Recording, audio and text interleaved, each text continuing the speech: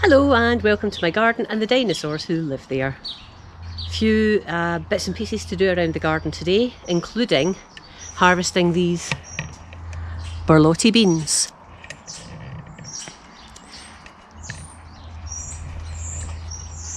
So I'll take you along with me and you can see what I'm up to.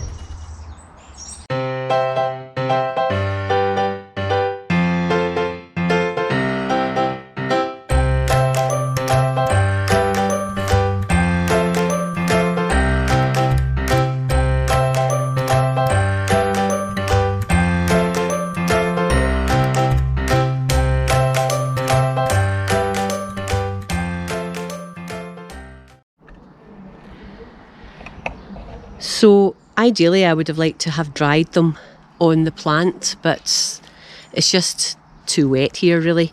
So I'll take them in.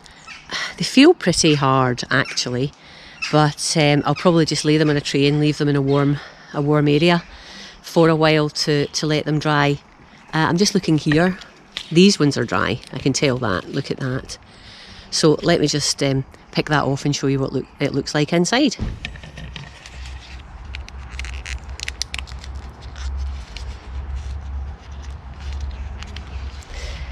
So they're pretty little beans. Can you see that? I'm sort of behind the camera.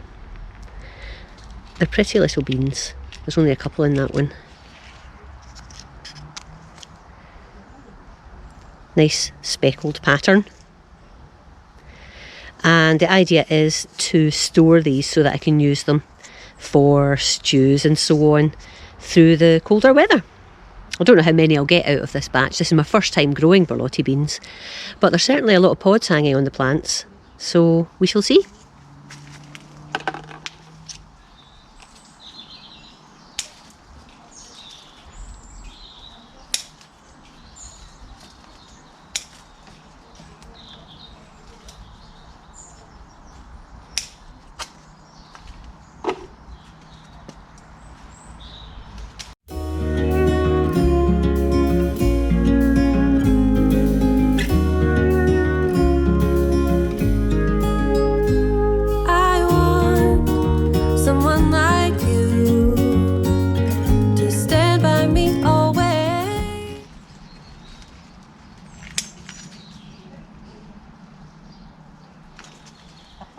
So there we have it, a large bowl of Borlotti bean pods.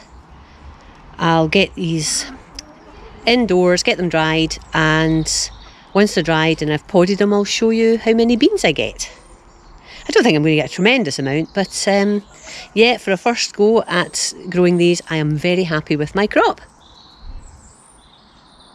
Okay, phase 2 now is to chop down the plants and prepare the bed because I'm going to be putting some garlic in there.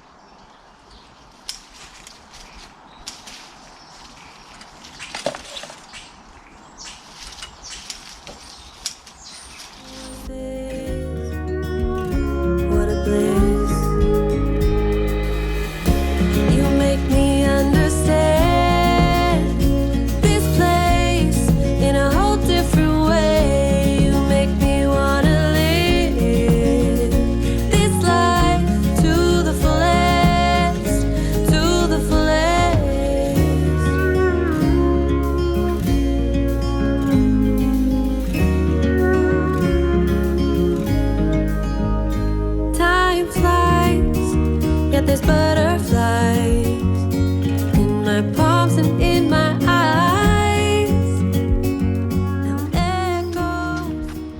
Right, that's the Borlotti bean plants down, and I've left the roots in just to add any goodness that is in them back into the soil. They say that with beans you get little nodules that release nitrogen back into the soil, but I think I've also read that if the plant has already flowered, then that nitrogen is used up. So I guess there's one way of finding out, isn't there? Let's get one and see.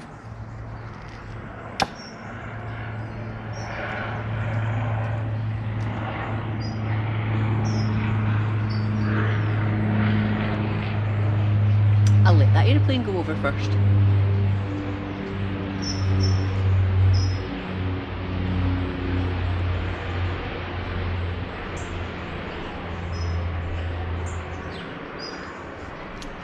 So it looks like, and I'm sorry, this camera that I have doesn't focus in close very well. There are a couple of little nodules there, but there's not tons.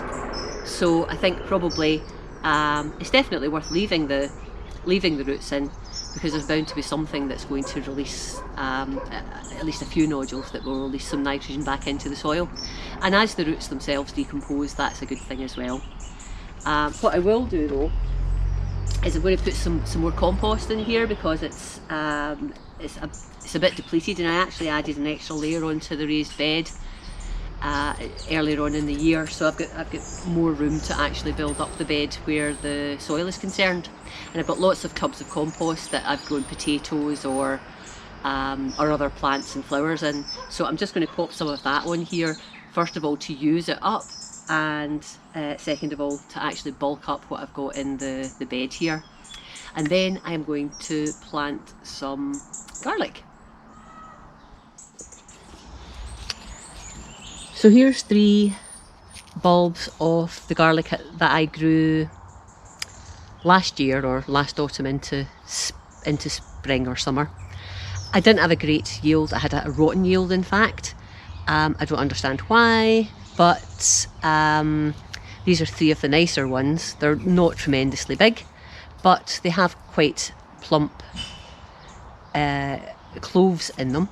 And I figure that if I use the ones that I have grown, then this year maybe they'll do a bit better, because they will be used to the environment, used to the soil, used to the weather, etc. So I'm going to put these 3 in. I do have another variety, I think it's called Checkmate, on order, and it probably will arrive either later today or later earlier next week. So I will put some of that in as well. I'll probably have room in this bed for some, and then I've got another bed that I'm going to put some garlic in. So we'll see how it goes. But the first thing I'm going to do here is break these up into the cloves that I'm then going to plant into this bed.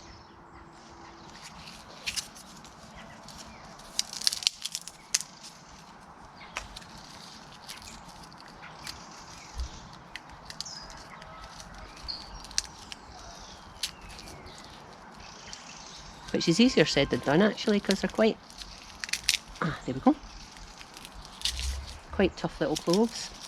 So this one's a sort of reddish variety.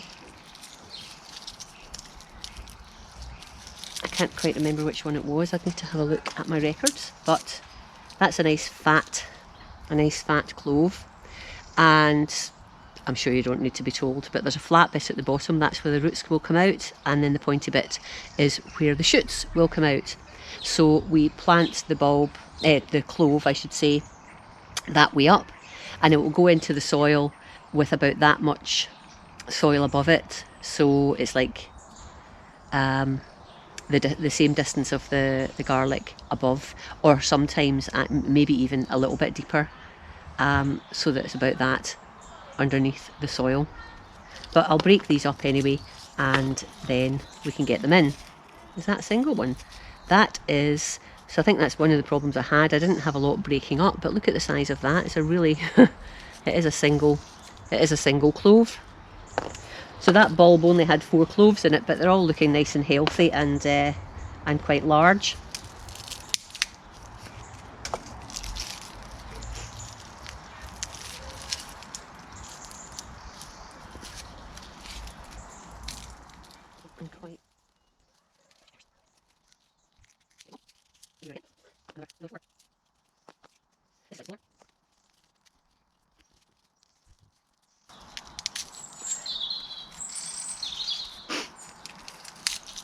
There we go, and 4 again. 4's the magic number. Nice and firm.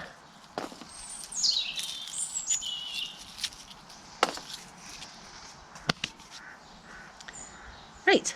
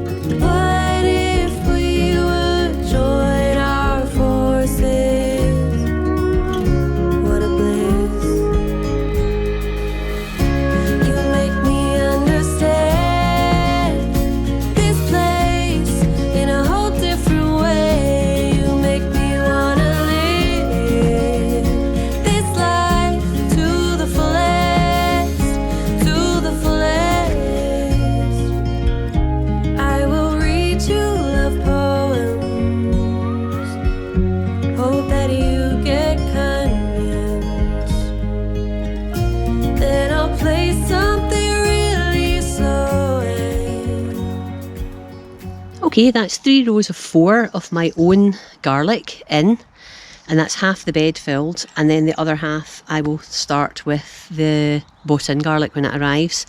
You'll notice there's a little row of beetroot at the back there. They've been in for a while. I put them in probably just after I put the Borlotti beans in, I think. They've not been doing anything. They were pretty much crowded out by the Borlotti beans. But I'm going to leave them in there. You never know. Maybe they'll have a sort of a spurt now that they have got access to more light. Don't know. Anyway, I'll leave them just now. Not ripping them out just for the sake of ripping them out, and they're not getting in the way of the garlic. So, first lot of garlic in. I'm feeling very, very good about that. I'm going to put this background. It's actually a carrot fly barrier, but it's great for keeping the chickens off the bed as well, because they would be in here and scratching up the garlic, etc. So, and eating the beetroot. So yeah, I'll just get that sorted out.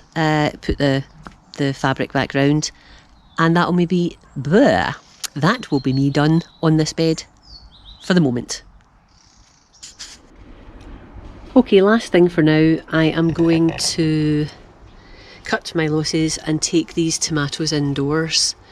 There's not really any chance of them ripening out here now, so I've got, I don't know, 8 or so nice sized tomatoes that I'll take indoors, and I'll let them ripen in a nice dark place, maybe with the aid of a banana or so. So they've grown well, but just in my neck of the woods, in the sort of west central Scotland, I find it hard to ripen outdoors any tomato that isn't basically a cherry tomato.